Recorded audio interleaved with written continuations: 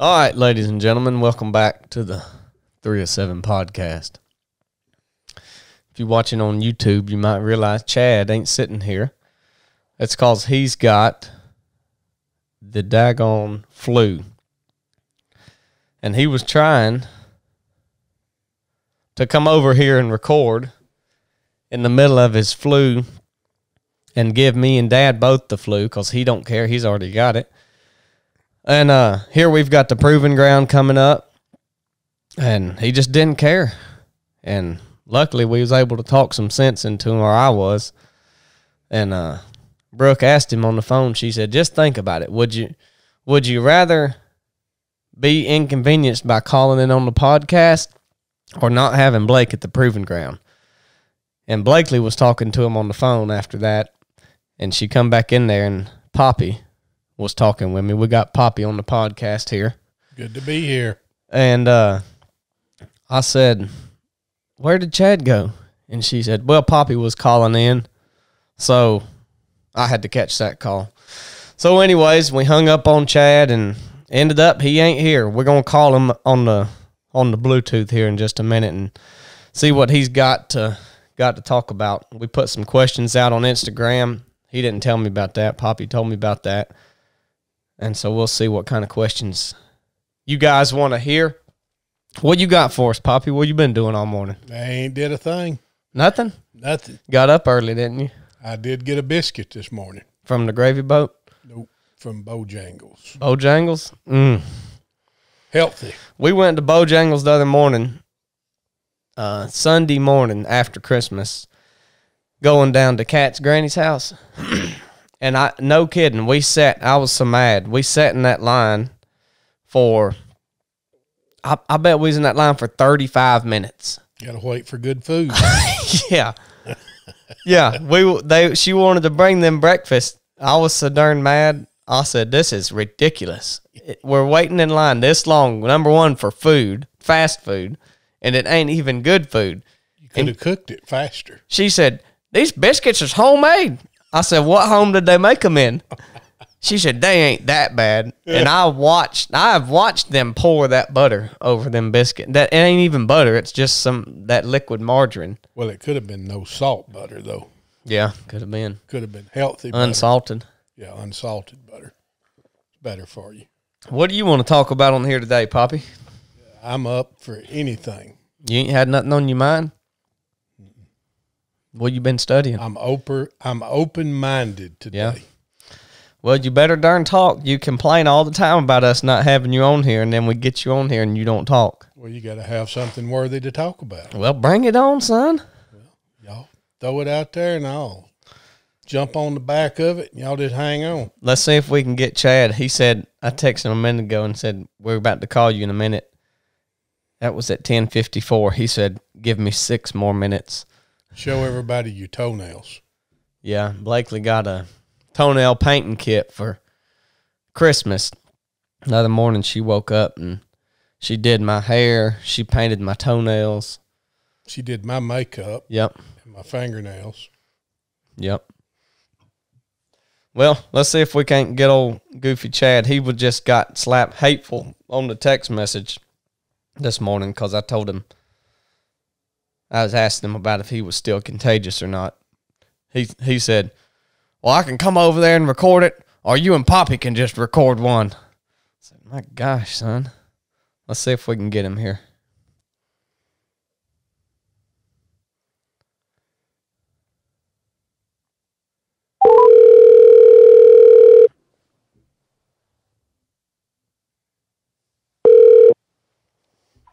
Hello. Hey, is this Chad, right? Yeah, this is Chad. Well, this is... Are you recording already? Yeah. What the crap, man? It's 10:58. I told you to call me at 11. Well, 2 minutes early. You don't ever do nothing else on time, so I didn't think it'd matter to you. Well, I'm sorting through these questions here. Let me put my headphones on. All right. Good gosh, man. What? Put you in charge of the podcast for one day and you can't do it right. It's 1 minute early, and you're just now sorting through the darn questions? You hear all that feedback? Yeah, well, yeah. Once he gets his headphones on, it should go away. Can you hear me now? Yeah. Is everything coming through good? Yep. Man, I'll tell you. Oh, well, thanks for calling in, man. You got Dad there with you? Oh, Yeah, Poppy's here. We've been talking this morning. We have been talking for about 20 minutes. Are you serious? Yeah. Preach 2 sermons. Yeah, man. You said don't my call you gosh. till around 11, and so I mean I wasn't gonna bother you. Hey, I want to tell y'all a story first. First of all, on today's podcast, we are going to do some Q&A with you guys, the listeners. I posted this story 1 hour ago, and we probably literally have 150 questions. Dang. Wow.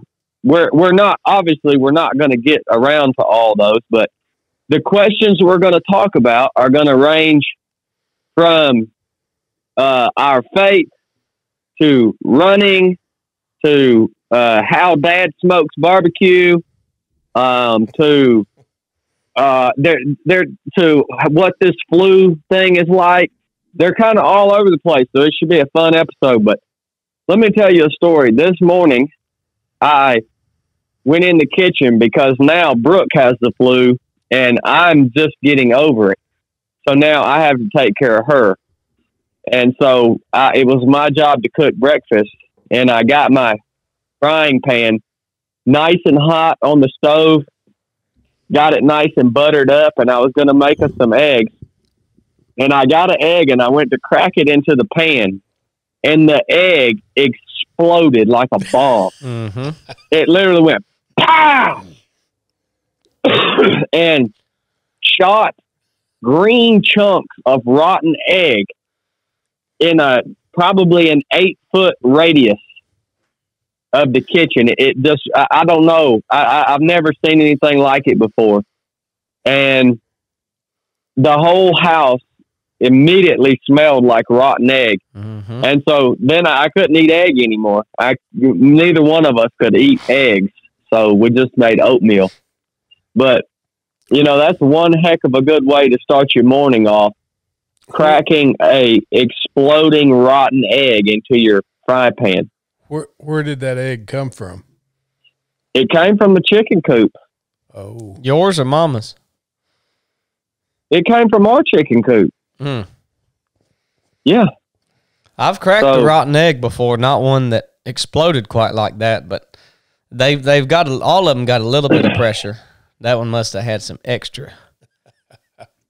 Well, for you guys listening to the podcast today, the reason I'm calling in is because if you don't know, I got hit with this influenza A, and I'll talk a little bit more about that in a little bit. But I've had this for about 5 days, and just this morning my fever finally broke, and I don't want to go to the studio and give it to Blake and his family and Dad and everybody because we've got the proving grounds coming up, and we all need to be as fit and healthy as possible so we can be out and bring the heat at the proving grounds.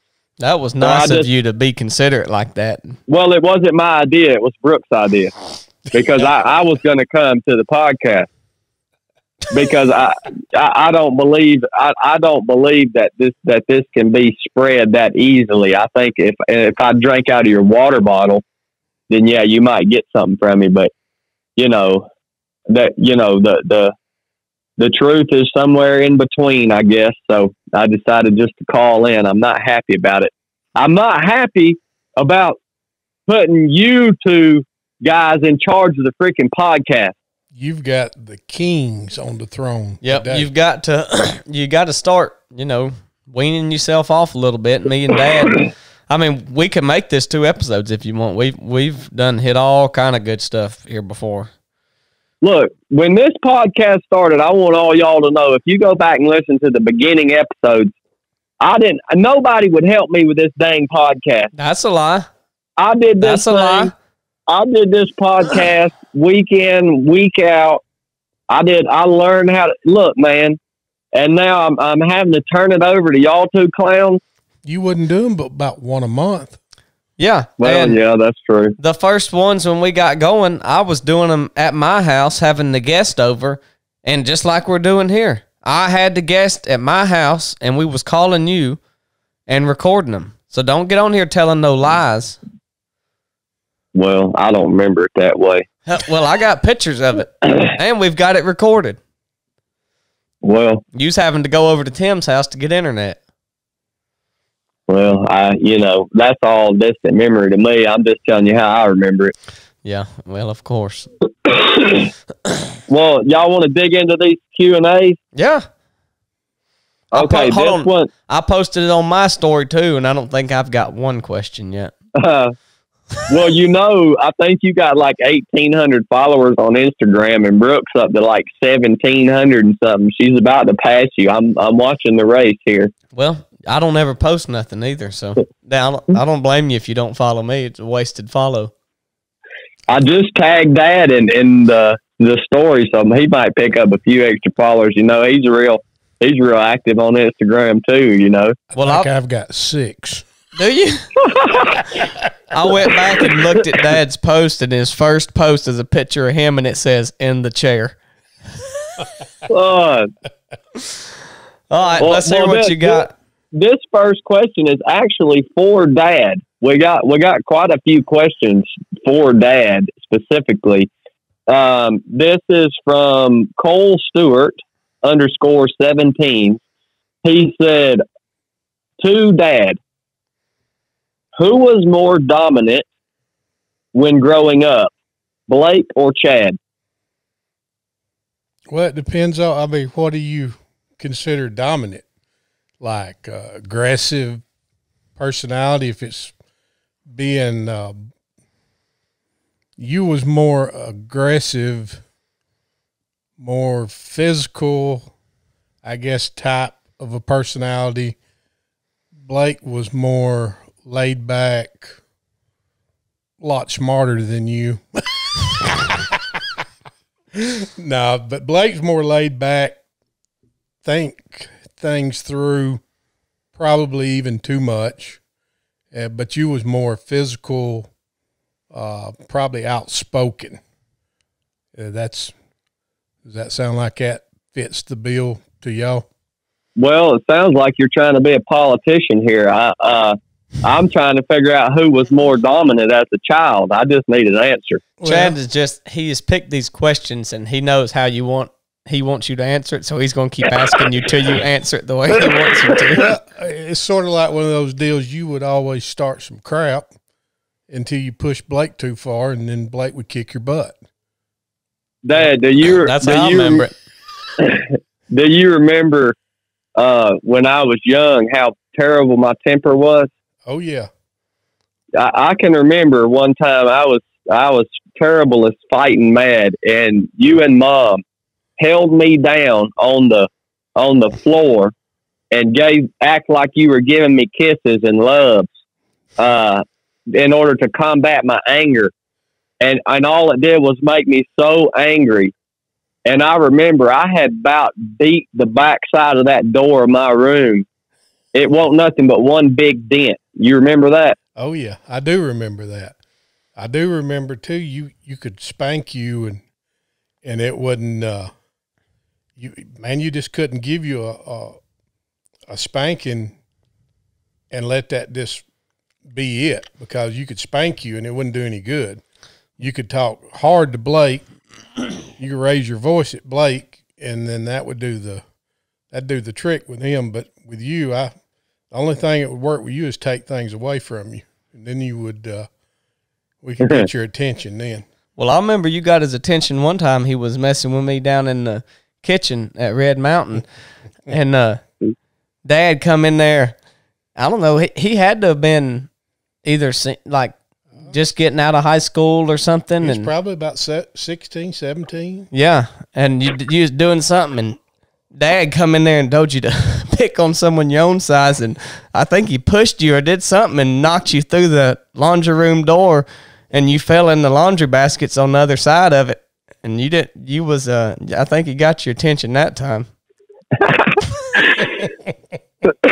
I see that same thing with my kids though. You can get on to Joe, and she'll start crying. But you whoop Blakely, and she just gets mad. Yeah, it don't do nothing good for her.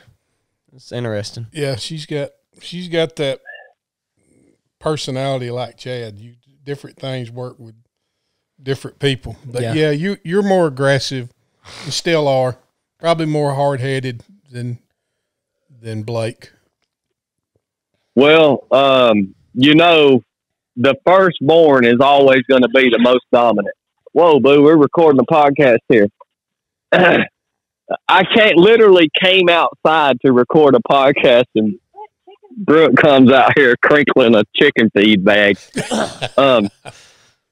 The firstborn is always going to be the most dominant. That's the way it is in nature. That's the way it is in humans. Well, sort of like though the firstborns usually don't get sick. You remember a conversation at Christmas? Firstborn is strong and they don't ever get sick. Yeah. Yep. Yeah. Well, that's generally true too. Generally, just get the bad sicknesses.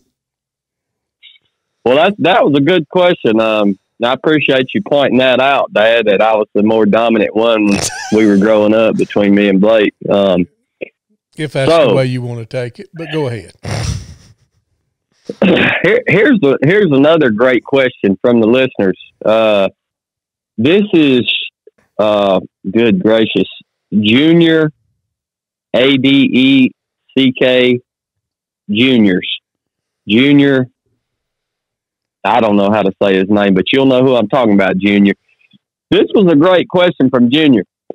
How do you respond to challenges to Christianity from others? So how do you respond when people challenge your faith?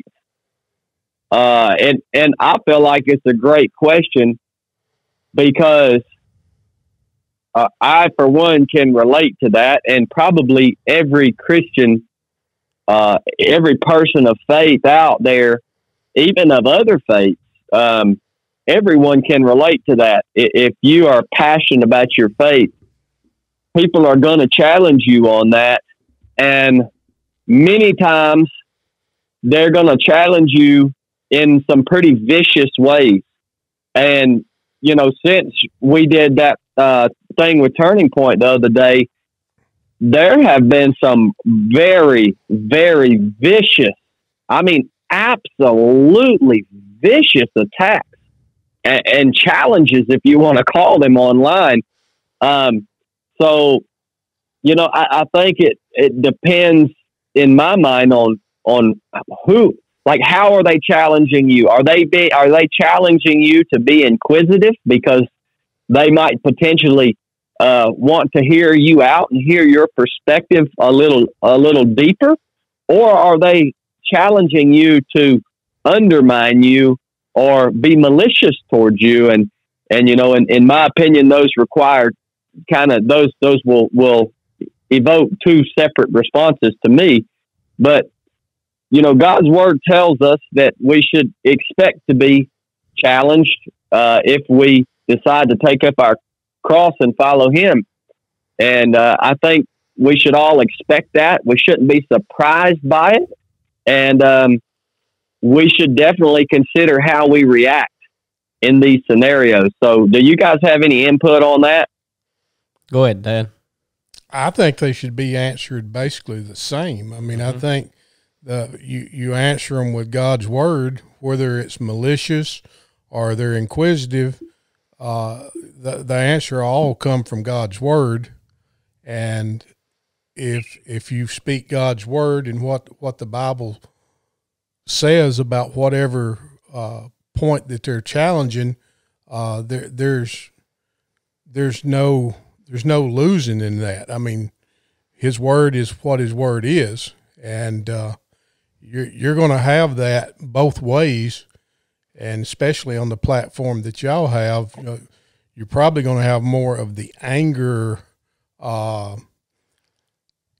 darkness versus light type scenarios. In my opinion, I think that's probably what the majority will be, because evil can't stand that light. So when you start putting God's word out there, then naturally you know, it's going to be attacked and try to discredit you and try to tear you down. So as long as your answer is rooted in God's word, I don't see where, I mean, ultimately that's it. Yeah.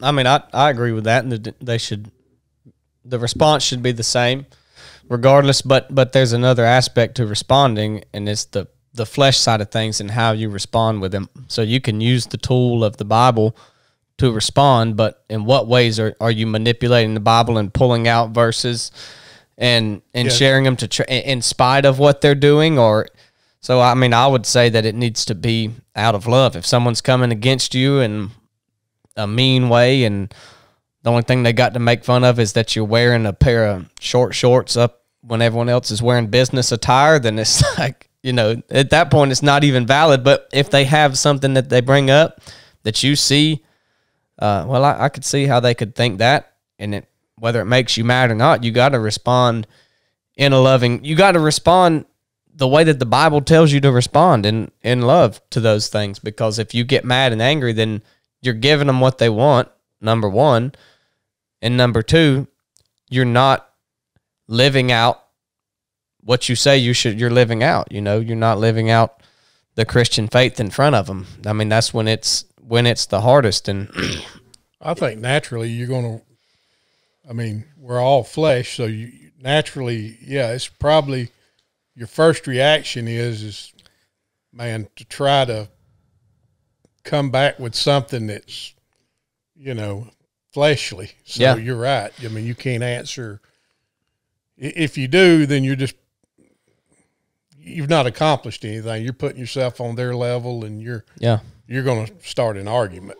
Yeah, and you can't respond to really anything in the emotion of it. Like you shouldn't make a promise when you're happy. Yeah. Because then you're going to overpromise because of what you're in it. And it's the same thing with this. When people challenge you, whether it's like, man, I'm excited that they're challenging me about this, you just have to be steady and constant in the way you respond, and the content you're responding with should be steady regardless. If you're excited about the challenge or you're mad about it, you got to take a second and process it for what it is. And that's what I would say. Yeah. I'm totally in agreement with that. And, you know, it brings me to where I've been really studying in scripture over the last few days in Matthew chapter 10, starting in verse 16. And I think this goes right along with the fact that when you go forth, you should, as a servant of Christ into this world, you should expect challenge. Starting in verse 16, Jesus says, "Behold, I send you forth as sheep in the midst of wolves. Be ye therefore wise as serpents and harmless as doves." That goes right along with what Blake and Dad just talked about. Know your stuff, but don't respond in anger.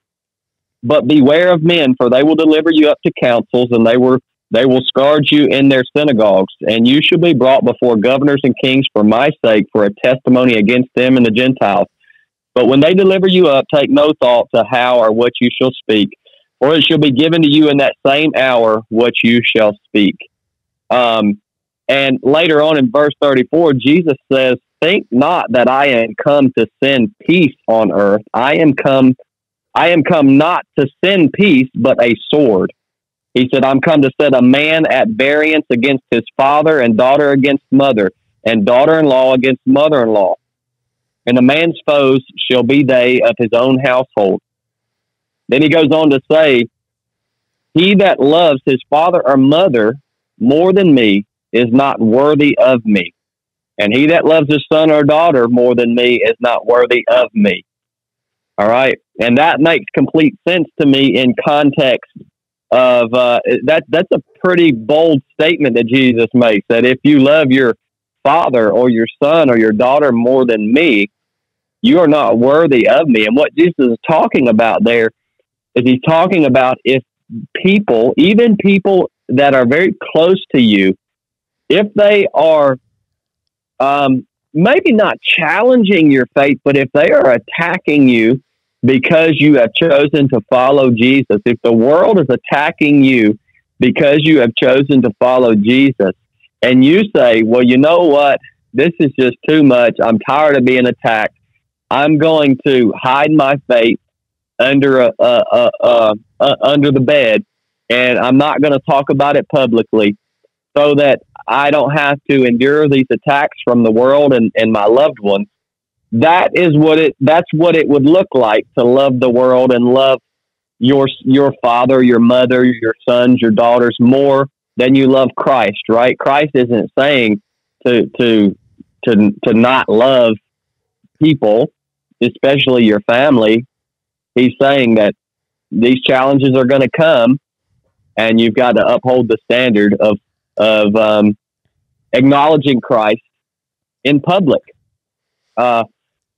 So, you know, for me, online, the vicious kind of angry challenges that people bring against my faith and my belief, I don't respond to those. I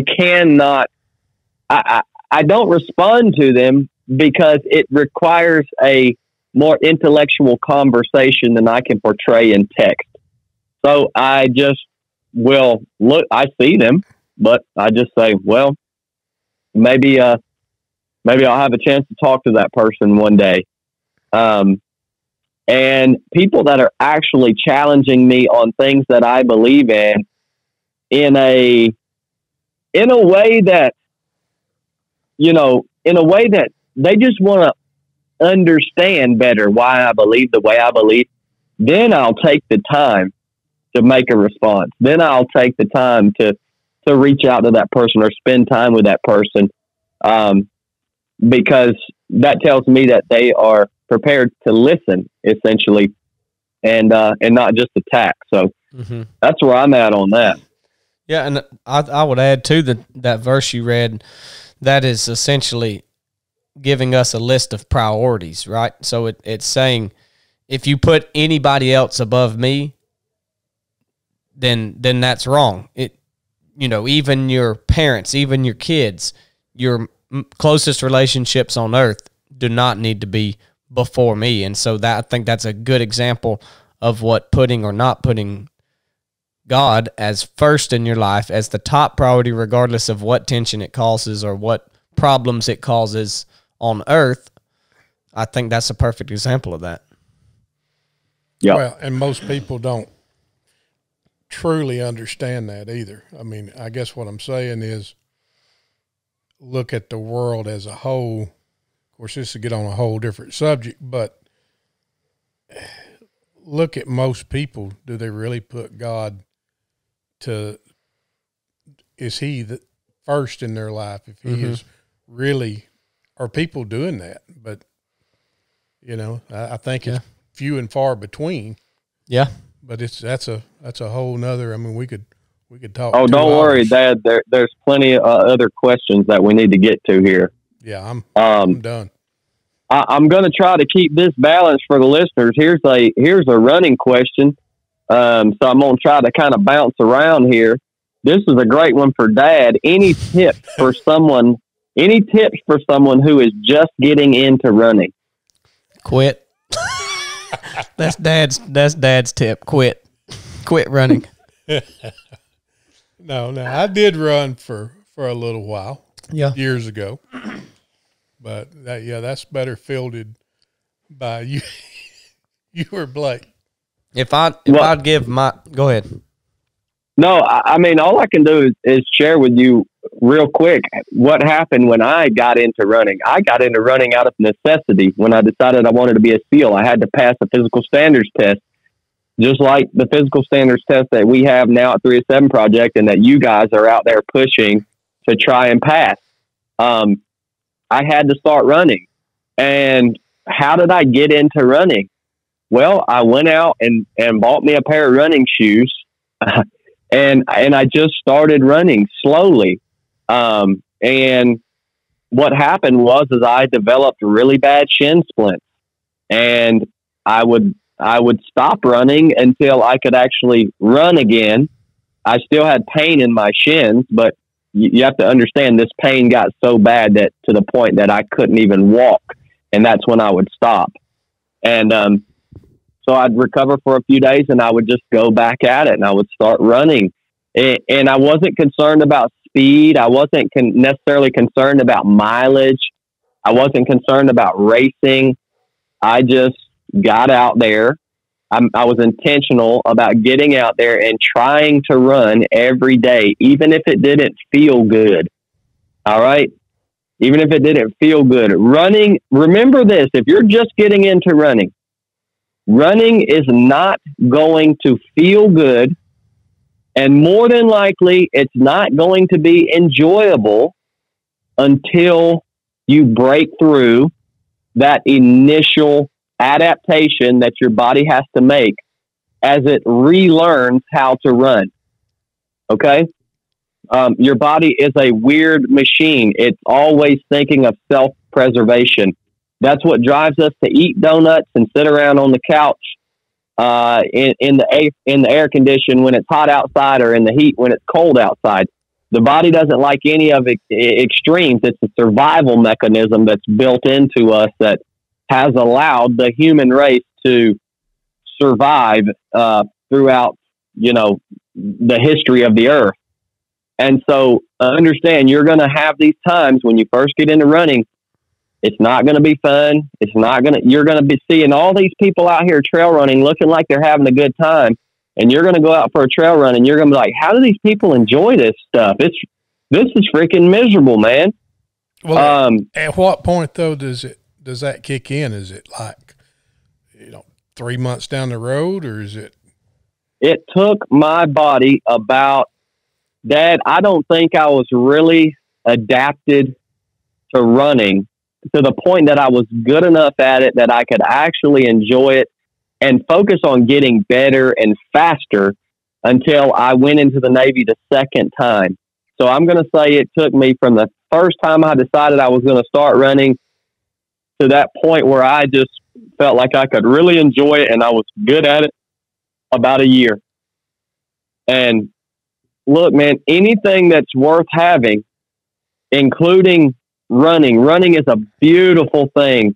It's the most beautiful form of exercise that exists on earth because you can do it anywhere. It doesn't require any equipment. You can do it if you're traveling. It allows you to explore. It's just the most pure form of exercise and mode of travel on earth. So it's worth forging that ability to run. It's a really wonderful thing, but it takes a while. You just have to be consistent. It's like everything else. You can't quit, even when you don't feel like it. Now, you listen to your body. If something hurts, like really hurts, like an injury, like a bad shin splint, or your IT band is super tight, or you've got some plantar fasciitis, you got to take a pause. You got to get that fixed. But then after that, you ease back into it, right? I think what's happening in the running world right now is because ultra running has become more mainstream. People that want to get into running, they see these people out here running these 100-mile races and 50-mile races, and they think that that's normal. That's not normal. These people that are running these 100-mile races and stuff, they've spent years building up to the point of being able to do that, right? They either ran track in high school, or they've been running half marathons or shorter distances for a long time, and it takes a while to get there unless you're just you have some crazy natural ability, and you're just built as a runner. There are people like that. There are some kind of freaks out there that can go do crazy stuff. My old LPO in the SEAL teams was that way, Moose. But yeah, that's my advice, man, is ease into it. Don't get frustrated when things start to hurt. Listen to your body. Give your body a break when it needs it, but don't allow those little aches and pains to be an excuse for you not to stay after it when you are capable of getting out there and moving and running. Don't worry about speed. Don't worry about distance. Don't worry about time. Get out and have fun with it. Also, go run in places that you enjoy being.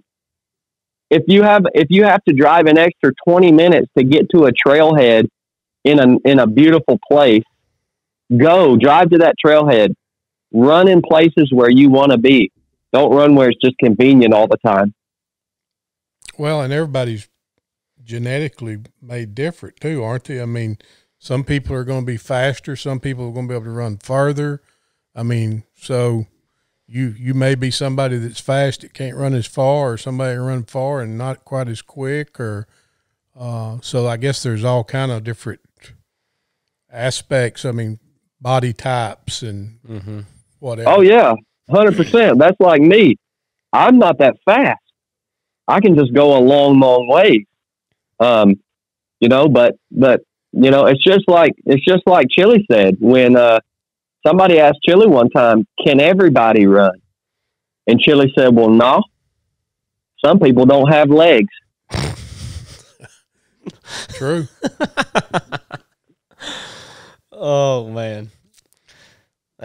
I mean, I would agree with all that, and the only thing I would add is just that trails are better on your body, right? You remember we ran that on the pavement out in Phoenix, and it was, what did we run, like 8 miles or something, and we don't run much on the pavement, and our legs and joints and everything ached from just that short little run on pavement. So if you can be on trail, then it's better on your body. I would say as far as distance and keeping up with your time and all that, I mean, it's cool to track it and see your progress and things like that. But if you can and you're tracking it on the watch or whatever, don't look at it during the run. Just get out there and enjoy it. It doesn't matter what pace you're running. It doesn't matter how far you went. Go out and run. And if you want to push a little past when you're ready to stop, then say, I'm going to go 15 minutes more or a mile more, however you want to measure it. But don't get caught up in looking at your watch and tied up and all that stuff. Just enjoy being out there. And then I would say on equipment, don't get too sucked into what other people like, because like Dad said, everybody's body's different. So you're going to like different shoes. You're going to like different food. Your body likes different foods better. Some people like gels. Some people like real food. And how much and when they need it is always different. So it's all right to look things up as a guide, maybe to help find that for you. But just because it works for Chad or Chili or me or someone on the internet doesn't mean that it's going to work for you. You can use that stuff as a guide, but it doesn't mean that it's a law for everybody. So the type of watch you want, the type of shoes you want, shorts, whatever it is, go experiment and figure out what works for you, and don't get hung up on everybody else's ideas. Yeah, and we're about to move to the next question. I'm not going to beat a dead horse. I just want to drive the point home. If you're just getting into running and your first run is a half a mile, don't be discouraged about that. That is better than 0 miles. Mm-hmm. Don't think because Chad runs 120 miles that your half mile when you're just getting started is insignificant. It's not, man. It's not. The journey of 1,000 miles starts with a single step. You guys all have heard that saying. It's so true, man. It's a timeless piece of wisdom. So don't degrade yourself if you go out and try to run and it's to the end of the driveway. And you build upon that. That's the way everything in life works. There are no shortcuts in life. None. And let's move on to the next question, because I want to hear this from you and Dad. This has to do with your testimony. I've shared my testimony multiple times in multiple places, so I want to send this question to you and Dad and allow you guys to answer. This is from JJE_8221. Was there a situation or a specific event that led you to Christ? Yeah. Was there a situation or specific event that led you to Christ? Yeah, I'll go first on that, and I'll just preface it by saying this is worth. If you're a Christian now, you may not necessarily know like exactly when that began, unless you really spend some time thinking. At least that's how it was for me, because life just happened, and I didn't make note of those moments, and it took me going back and thinking through, when did this happen? And for me, it's not as well, I'll just share it. So basically, when I was in 6th grade, we had moved around a little bit. That was the second. We just moved once at that point at Red Rock, right? That was our second house, but I was moving from elementary school to middle school, and I was changing school districts, so I didn't know anybody there, and I don't know why it was such a big deal to me, but I just didn't want to go to school. I was super anxious about it, to the point that I couldn't go to school. I would get so anxious about it. I would have, my stomach would get upset. I would get diarrhea and like just bad anxiety. And we went to mom ended up taking me to the doctor, and they wanted to put me on medicine, and I don't remember if I got on it or not, but I remember thinking back then that I couldn't continue on that way, that it's not sustainable to be feeling that way. It's not right. It's just going to school. I saw the logic in it. I saw like, man, it's just school. It's like a mile down the road. I'm coming back home. Everything in the family's fine. It was just I don't know why I had it, but it was just terrible anxiety. And I just remember thinking that I couldn't continue doing that. And really that's kind of what spurred me on to seek out Jesus and see, well, like there's got to be something that can help me other than just taking this pill and, I'm feeling like a robot or whatever. And so that is when I recognized my need for something that was more than myself. Like nobody could provide any logic. I understood it. And I saw that it made sense for me not to be that way. Nobody could do anything for me. No words you said, nothing you did, nothing ever took that away from me until, I remember seeking out Jesus, and I was somehow able, just through the grace of God, I was just able to unload that off onto him, and that set the tone for me for the rest of my life on worry, because that is something that will come up in my life a lot. I will want to make it's like I'm not going to have enough money, or I'm worried about this, or getting sick, or worried about the kids. And so just worry about everything in general is something that plagued me in the beginning and will start to rear its head if I don't keep a check on it. But I can always go back to that point and remember how bad I felt and how much that affected me even in my physical body. Like I got so upset about it in my mind, it would affect my physical body. And so that's when I saw my need for Jesus and was able to, accept him and start to follow him. And I saw the benefits and the help that he gave me. And so, that really was the beginning of everything for me. And, what really pointed that out to me was that just as I thought through, people always ask, what is your testimony? What is this? And I just think we kind of lose the meaning of the word testimony because it's used so much. So I would start to ask people, and I thought about it this way for myself, is when did you recognize your need for Jesus? And that should be your testimony is if you're having trouble finding that in your life, or thinking back because so many things have happened in your life, trying to find that specific point, you just think, when did you realize that you could no longer sustain your life and you needed help and nobody on earth could offer it to you? So for me, it's, that was it. That was when I saw my need for Jesus. What you got, Poppy? Oh Lord, we don't need to open it. We could be here two or 3 hours with mine, but of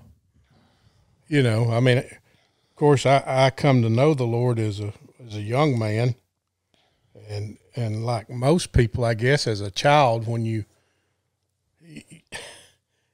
there's a long ways from being a child to an adult and different things in your life and falling away and tragedies. And so, my first experience was as a child, probably 10-year-old, something like that.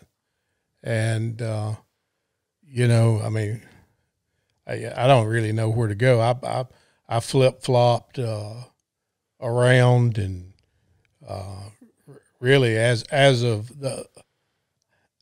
I guess where I really got things right was some bad thing. I'd got real far away from the Lord, and a lot of bad things happened, and it was just devastating. And of course, the boys here know exactly what I'm talking about. But I'd got so dark in my life, and Blake come to me. I was up in the bedroom, I think, where you told me, look, you're the only help you got is from God. And until you get this right, this is just what it is. And, it's, I sort of feel like that was the point where it's like, you know what? I mean, I bounced around. I'd live for the Lord, then I'd backslide, and it just, man, I've lived as dark as you could live. But from that point on, that was like, man, I finally got it right.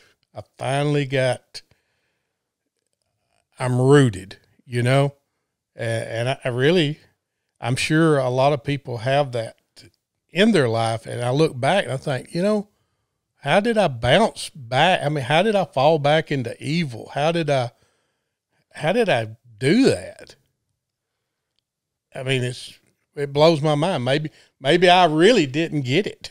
Yeah. I mean, I don't know. I had a relationship with him, but then you let things happen in life. Boy, it just seems like if you don't correct it before you know it, you've done got so far gone that you don't even, I don't know, you don't even think about the Lord at points. You can get that. Yeah. You can get that far gone. So, topsy-turvy with me for sure. Yeah. Yeah, but that's a beautiful testimony, and I think that it's so we're all so different. It's frustrating I think even to me to think, well, I was kind of like Dad too. I kind of had to reach a point where I came to the realization that, well, crap, I don't know what else to do here. And for some of us that are just so dang hard-headed about doing things our way and whatever it may be, I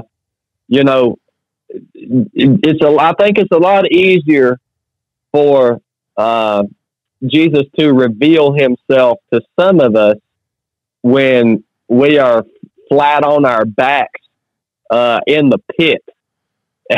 And that's about the only time we decide to look up and say, oh, wow, well, there is a way out of this. Don't get to that point.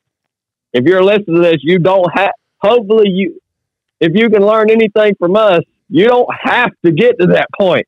Exactly. But for a lot of us, because we're human, we have to get to that point to really grasp what Jesus did for us and why we even need him and why it's important that he is who he said he is. I love that, man. Yeah, and it's interesting that it's almost like good in the world is expected by everybody, like because of our inherent moral that all humans have, that we almost expect good. So when good happens, you're like, yeah, well, of course that should happen. People should be good, and they should do the right thing. But when you see bad, you think that shouldn't happen. That bad should not happen. And so almost everybody has to see evil to find God. Like they expect the good, but when the bad happens, they're like, man, why is that happening? And they have to figure out why the bad's happening, and they recognize evil for what it is. And then they say, oh, well, crap, if there's evil, then this good must have something to do with it too. And how is it overcoming the evil? And that's when they see God. So, I mean, I don't know. I've never heard anybody's testimony that said, I just saw God's goodness and I just gave my life to. I mean, there may be some testimonies out there, but nobody has shared that with me that, I was just out in the the wilderness, and I thought, man, God is so good. I'm going to give my life to him. I've never heard that. Almost every testimony I've heard is where people have saw evil and they see their need for God to deliver them from that evil, and then they decide, yep, I need to follow Jesus. And so, I mean, to what degree the evil is experienced, it might be as minor. To me, it was significant, but in reality, it's anxiety, and it might be as minor as that, or it might be that you're living with demons overseas, and you have to have those demons cast out of the building, and it might be this, for Dad, seeing how evil we are as humans and recognizing your need for it. So, I feel like you experience evil to some degree to recognize it for what it is. I love that, man. Well, let's move on to the next question here. All right, here's a good one. I like this question. I'll answer it first, and then I'll send it to Dad, and then Blake, I'll send it to you. What is the most important lesson your father taught you? All right. Well, I think for me, one of there are a few I want to point out. For me, the most important foundational lesson that Dad taught me was work ethic. When I was young, Dad and my grandfather owned a business, a surveying company.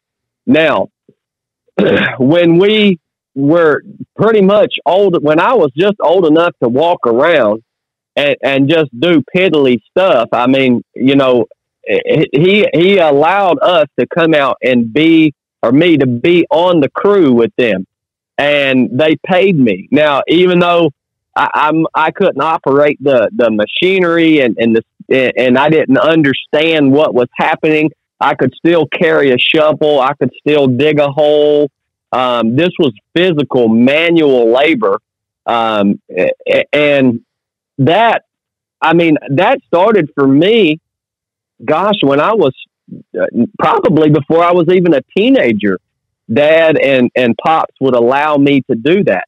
And they didn't have to do that. They had men that worked for them. They brought me out and paid me.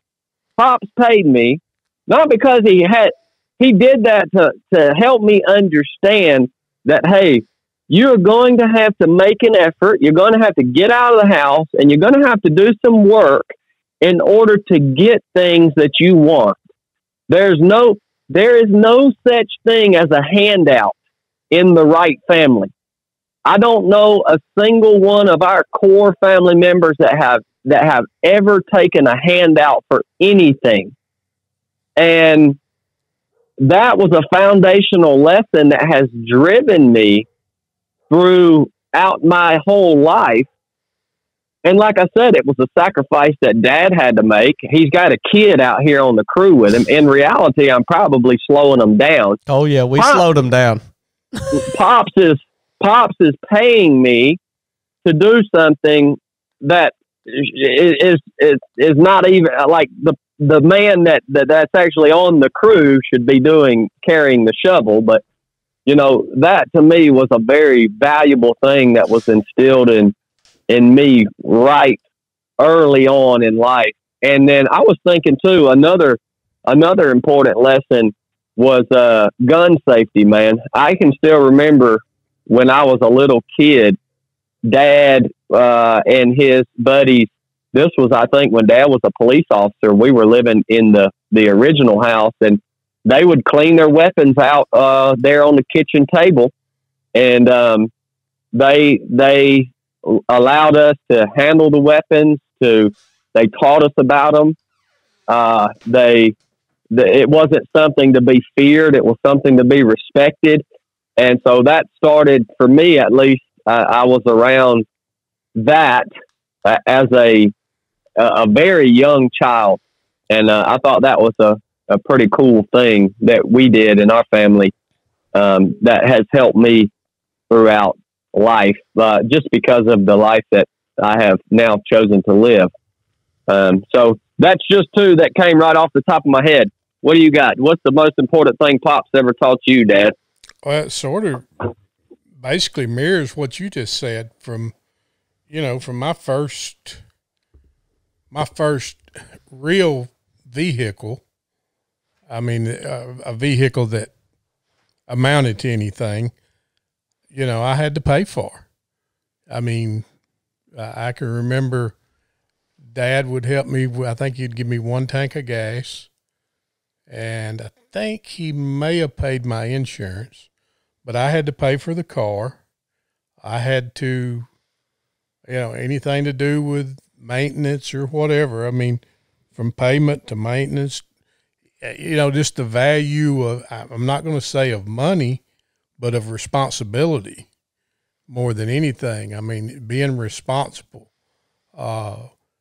being able to take care of yourself, learn the values of what it takes to get different things. And, that would probably be the most. I mean, Dad had a handicap that he never let slow him down.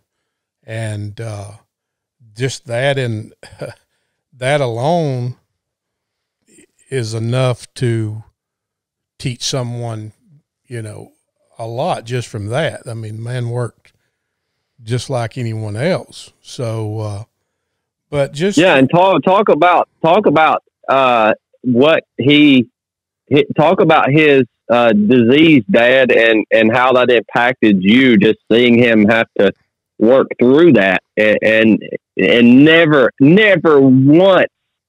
I mean, I never heard that man complain, and I'm talking about this was no joke. Never heard him complain. No, I never remember hearing anything. I mean, he never, even in the, he had polio, and, man, we'd work, land surveying. So when I was young and started with him in the business, he'd work in the field with us. So can imagine trying to walk around in the woods with a bad leg and a bad foot. Well, he would walk around and go as good, if not better than most people. And, and then his work ethic with that, I mean, like, he didn't give you no breaks when you worked with him, buddy, you worked. And, and I hate to put it all on work, but that's just valuable. It's more than the monetary part of it. It's just the point of, getting out. You do what you got to do. This is what you've got to do to be successful in whatever you want to do in life. You got to be willing to do it, no matter whether it's causing you pain, no matter what the situation is. You've got to make things happen because nobody else is going to do them for you. I mean, I don't know if you remember, even with me, I mean, that helped me with my back. I can remember when y'all was real little, oh my gosh, I'd go to work and I couldn't even hardly stand up. I mean, really, it was just agonizing pain. But, I'd get through it. But, I mean, it's just that kind of mentality that you just do what you got to do to make things work in life. And I credit, him and Mom both. I mean, just great role models for me. Well, you got anything else to add on Dad there, Chad? No, I was just thinking about Pops, how unique of an individual he was, how he was, that I don't know of anybody else like him. He was literally completely absent of complaint. Mm-hmm. Or worry. It was just like, I don't know anybody else like it. I don't know how he did that. And he had every right to.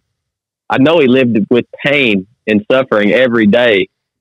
And I don't know. That was just really cool. That's all I got, Blake. Send it. Yeah, no, that's interesting to think about, because you don't, until you sit down and actually analyze it, you don't really, that never hit me that, wow, he never complained about that, until you actually think back through it and think he had this and most people would complain about it. They would say, man, this sucks. My foot's killing me after out walking all day on this. I don't know if I can keep doing this, whatever. And but we'd do miles. I mean, yeah, we may walk, as far as working, we'd walk probably 5 miles a day. Yeah. Probably. And the worry too. I don't ever remember him talking about anything about not having enough, or, maybe he had such lack of worry to a detriment that, that he literally didn't worry about anything. Yeah, and so nothing. Maybe, I don't know. That's interesting. Very, very cool. But I would say probably the main thing that I admire, and I'd say lesson that I'm still learning because it's just hard for me, but about Dad is his ability to share the truth with people regardless of how it's going to make them feel. And I don't know why it's hard for me. I am conscious of other people's feelings, and I am guilty of maybe even sometimes not sharing things I should share because I know it's going to make people upset. And I don't know why I'm that way. I just am. And so I wouldn't say that I'm a people pleaser, but if I know it's going to hurt somebody, I have something inside of me that is a hindrance, and I can overcome it a lot of times, but sometimes I avoid it or whatever. So that's something I admire about Dad, is he don't give two craps, and he'll just tell somebody whatever, and it don't matter how it's going to make them feel. And so, I mean, I'm not saying he's mean or rude. He could be. In certain times it could be viewed that way.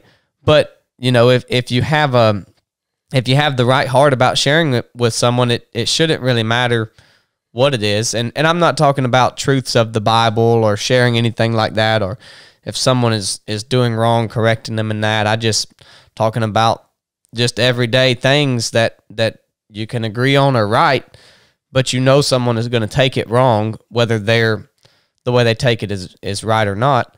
So that's just something, I don't know, that's just something I've always thought that you've been able to do good that I'm not good at, and I'm still not good at it, and I'm still working on it. And I can look to you as a example of that, of unashamedly sharing whatever. So, I mean, that's nothing I'm proud to say that I'm that way. I mean, I don't like that I'm that way, but it's who I am. And so something I work to overcome regularly whenever it happens. It never gets any easier or worse. I just can recognize it for what it is, and I'm able to go do it as I do it more. But it's still just as uncomfortable as it ever was the first time I did it. Awesome. I like that. Well, we got a few more questions here. I got one specific to Dad. I got a lot of questions on here. Were obviously about what kind of racing, what races do I want to do in 2022? John Perry sent a question in. John D. Perry. Any interest in doing Badlands, Barclays, or Western States? There were also multiple questions about, are you ever going to do Big's Backyard and this and that? Look, let me tell you about, all right, the races that I am interested in for 2022. There's one race that kind of sparked my interest called the Cocodona 250 miler. It's a point-to-point 250-mile race across Arizona. That race I'm interested in. I'm also still adamant about the FKT on the Pinhoti Trail. All right. I am not interested in big mainstream races like Badwater or Western States. They don't, for some reason, appeal to me. Like, I'm not a race car. I'm just a gritty backwoods runner. I'm not a race car. All right. So I'm not going to be competitive at Western States. And maybe that's why it doesn't interest me. Maybe it's the crowds. Maybe it's the hype. Ultra running to me is not about hype. It's not, it has nothing to do with that. All right. It's really about me growing myself, things I learn about myself. It's about, to me, it's more about just grit and personal growth. I'm not big on the hype, right? Now, I do like to win. I do like to compete.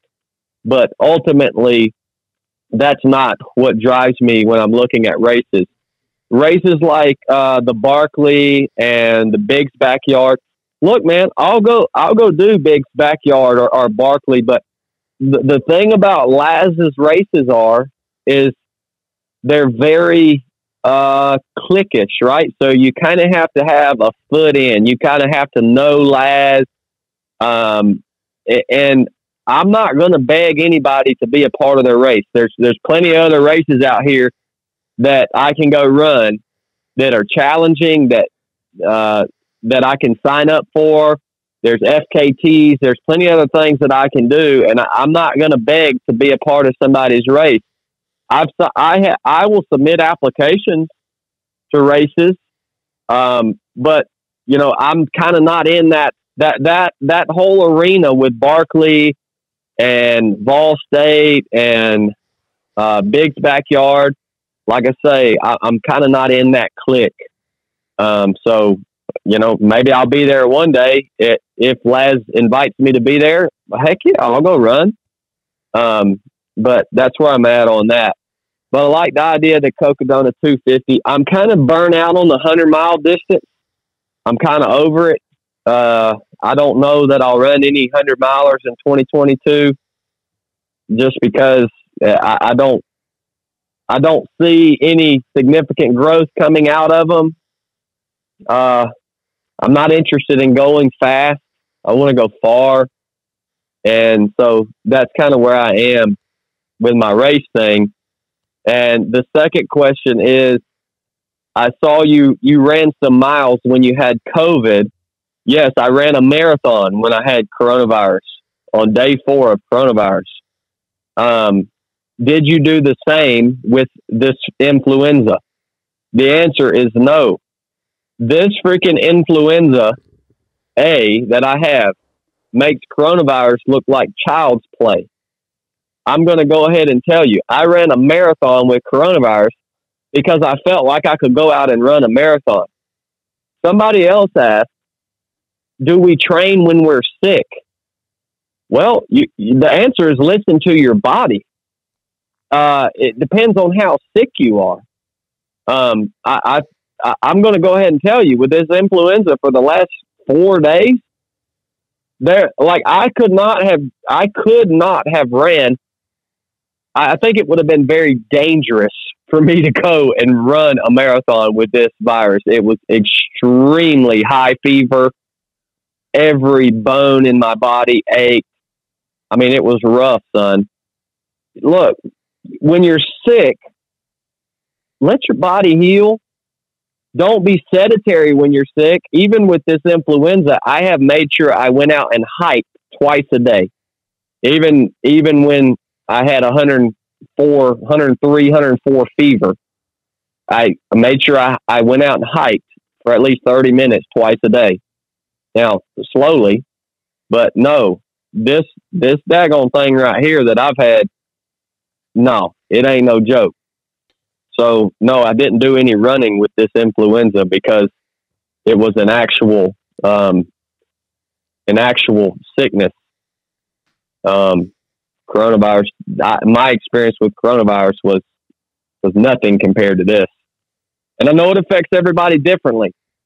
I know some of you guys dang near died from coronavirus. I know some of y'all know people that have died from coronavirus. Well, it didn't hit me that way. The important part is get freaking healthy now while you're not sick, because you are going to get sick. That's part of human life. We're all just hyper aware of getting sick now because all anybody's talked about for the last freaking 2 years is about getting sick. Nothing's changed about the human condition. We've been getting sick for thousands of freaking years. Nothing's changed. Get healthy now. Get strong now. Take care of yourself now so that when you get sick, it doesn't freaking destroy you and kill you. I'm going to go ahead and tell you, I went to the doctor's 2 days ago. It was absolute insanity. I went to the doctors. They gave me a test for flu and coronavirus. The doctor comes back in and says, well, you're positive for influenza, you're negative for coronavirus. And then she proceeded to spend 30 minutes telling me coronavirus protocols.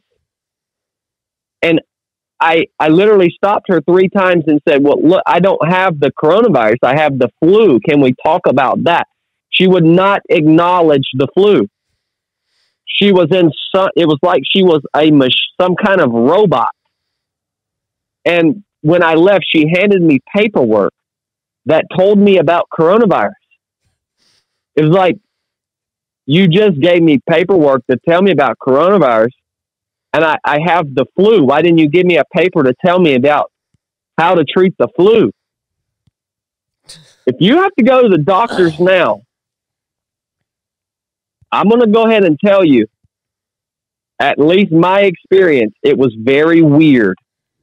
Very weird. I would suggest you to get serious about your diet, get serious about your fitness, get serious about every aspect of your health while you are healthy. That way, when you do get sick, you're going to get through it. When I got this flu, I knew this freaking flu wasn't going to kill me. How did I know that? Because I work every single day to be as strong and healthy as I can possibly be. All right? That's the key, man. Don't worry about training when you're sick. Train when you're not sick, so that when you do get sick, you're not sick for a month and wind up in a freaking hospital. That's right. Good word. That's like Sorry, that's like going to the doctor and they say, well, you've got a bad heart, and you leave and they give you a paper about ingrown toenails. It was the wildest thing, man. That poor lady, man. That poor doctor. I know she was just overwhelmed and overworked. And you know who she's overwhelmed with? You know, she was like, I saw the people that they were having to send to the hospital with coronavirus. She was overwhelmed by these patients that were coming in with coronavirus that were freaking fat and out of shape. That's what was, she's overwhelmed by the population of unhealthy people that are getting sick and in turn having to be hospitalized because of their chosen way of life. And so then that was projected upon me and affected how I received care. You want to talk about unfair? That's some bull crap, man. And that's about as far down that rabbit hole as I'm going to go. This question's to Dad from Trail Trash Dirtbag. We got this one and maybe one more. Dad, you love to smoke barbecue. What tips do you have for us amateur meat smoking folks? Wow, I don't even know. Well, you went to school for this, didn't you? I went to Myron Mixon's barbecue school, but pass that knowledge, son. Well, I mean, it's basically, I guess just, Blake, you're a smoker. You know how to smoke too. No. But I mean, I guess the key to smoking anything, in my opinion, they didn't teach this when I went to school. You can do it either way, but I like to cook real slow. If you cook low temperature, slow, if you got time, 9 times out of 10, it's going to be good. Don't you agree? Usually. Yeah, I mean, I haven't smoked near as much as you have, but I can't even add to it. I mean, what about where to buy your meat at? Is that important? Oh, yeah, for sure. I mean, we've got a local meat market that I get my meats from. But yeah, I mean, you can tell the difference depending on where you get your meat. I mean, give them a shout out. I get all of mine at Triangle. So Triangle Grocery down in Rockmart. Yep. There's only one of them. So, but find you a local butcher or something. You're going to pay a little bit more probably for your meat, but you're going to taste it. So, but you know that I like to cook slow, low temperatures. You can cook fast, but, I tend not to do as good if I cook high temperatures and shorter time spans. But there's different things too. I mean, rubs and, you know, I love Creole.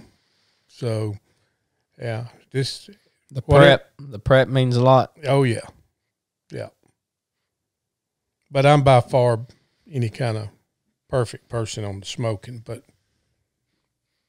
I try to. How many pounds of meat did you smoke for the race?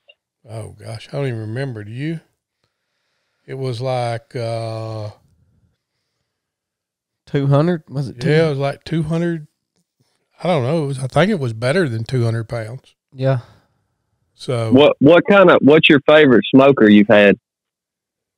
That commercial smoker I had was good. I mean, of course, there's several different commercial smokers that are out there, but I tell you, there's a huge difference from going from one of them to like a Traeger, or, you know, that's what I've got now. And I think that's what you've got, and Blake's got. I got the pit balls. He's got the pit balls, but you know, those are fine for around home, but man, they just don't cook like those professional smokers. Well, you burned one of them up. You burned a pit ball slam up. Yeah, for the race. Yeah, I burnt Blake's, put his in retirement. But I miss having my commercial smoker. But, I mean, you can do it with these store brand smokers, but you're never going to get the cooking times and just the consistency of heat and all of the commercial smokers. Roger that.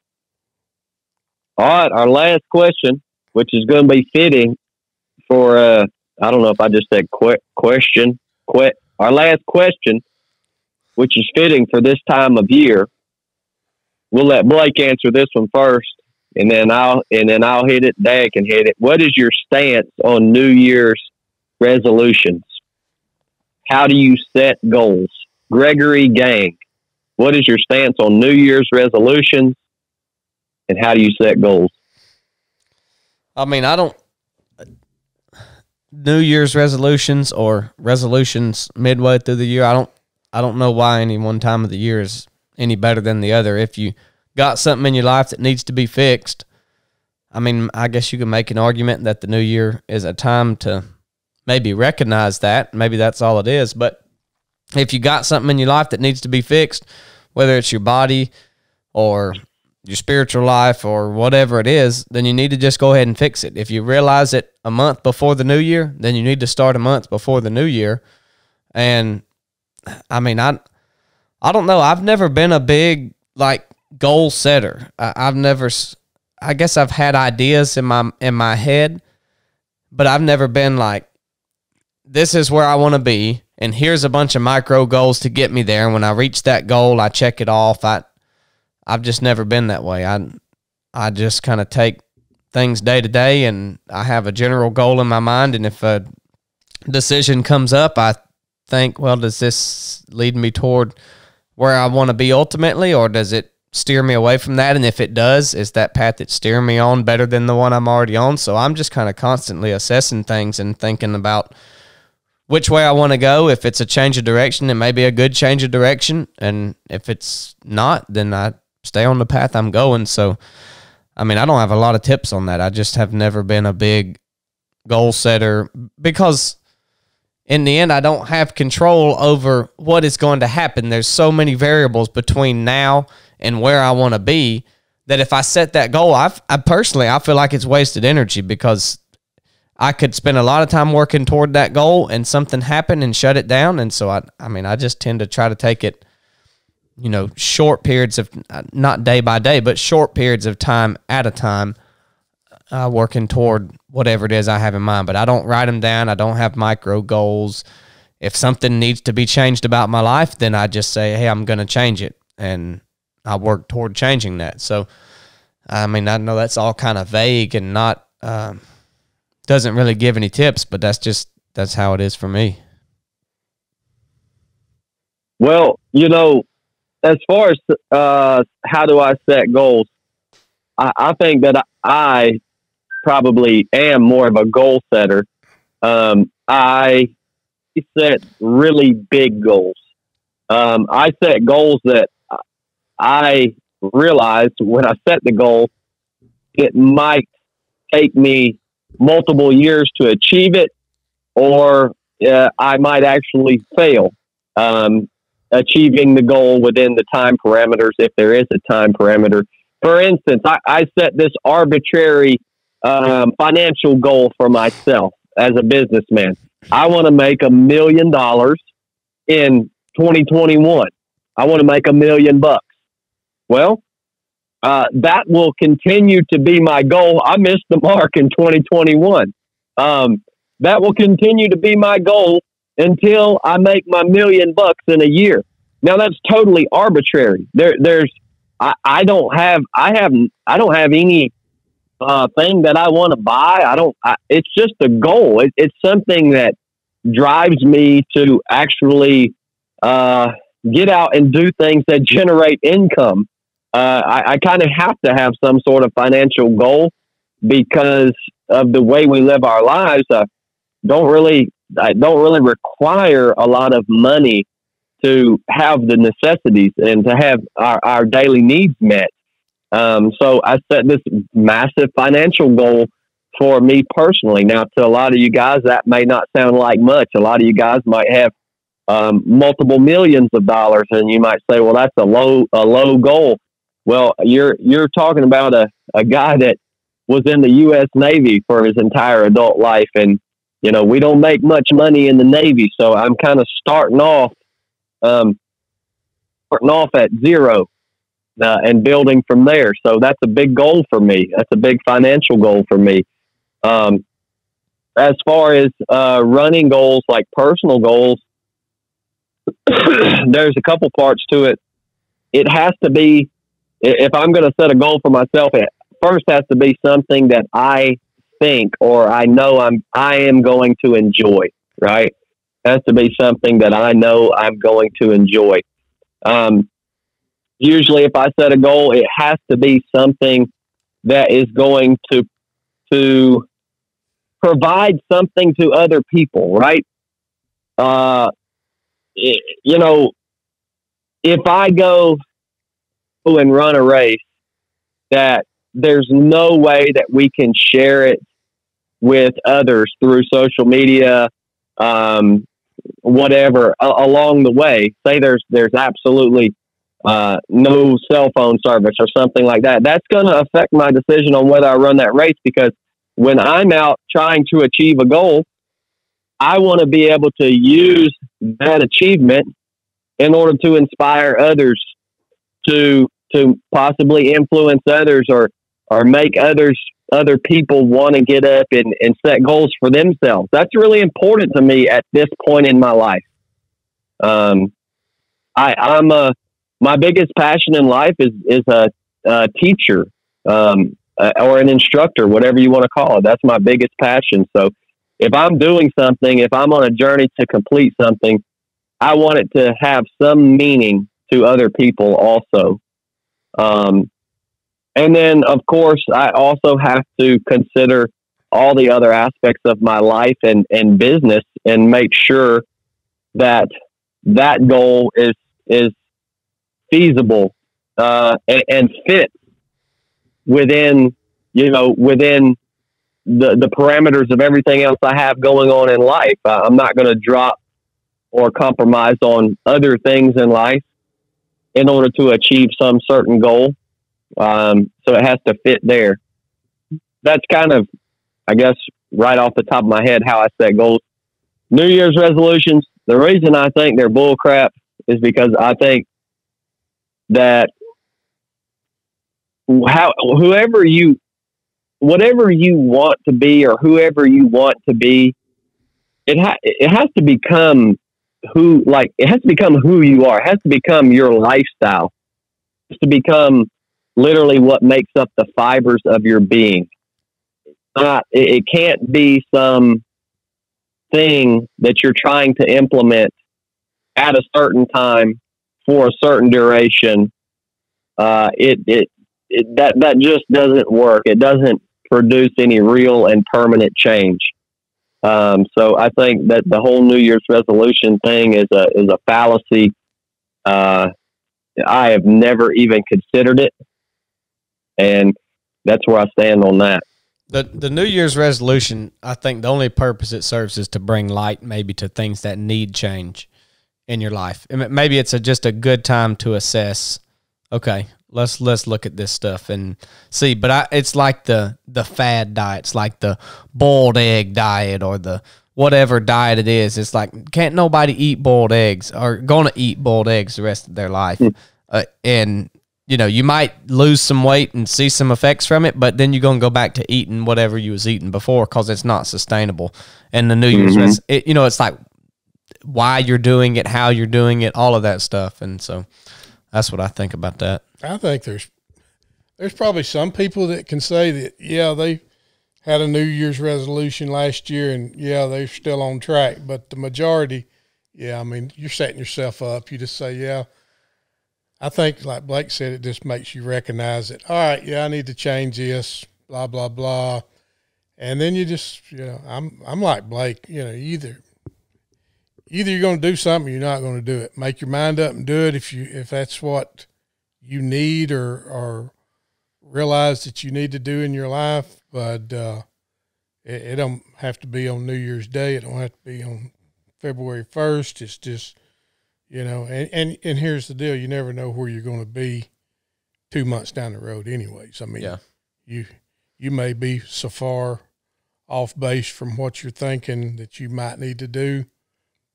So, if you need something corrected, correct it and move on. Yeah, and I think, goals are good. When I say I don't set goals, I guess I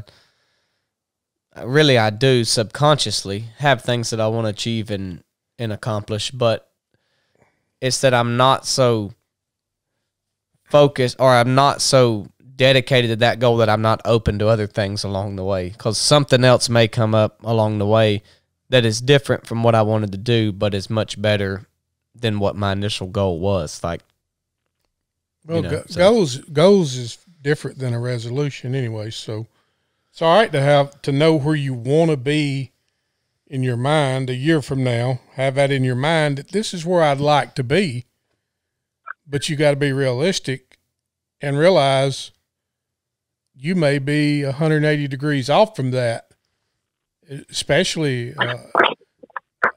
and monetary thing. I mean, depends on what you're talking about. I mean, if you're talking about spiritual things, or you're talking about, there's a number of things to talk about, because as far as you may say that my goal is to,